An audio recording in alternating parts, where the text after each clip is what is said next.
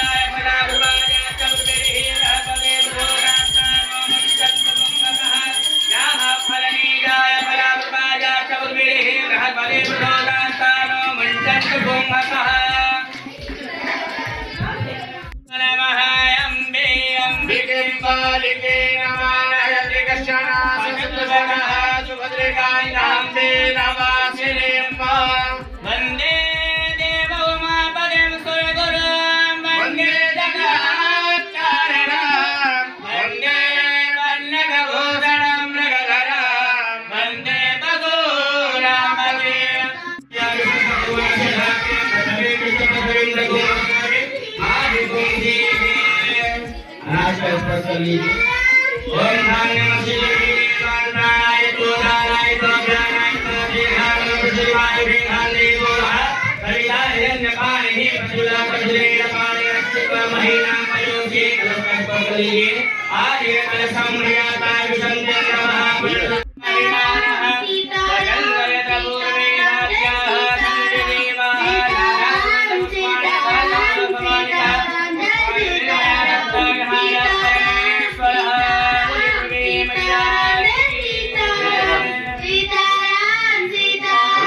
भगवान की गौरी मैया की बड़े देवताओं की जय। ब्राह्मण देवता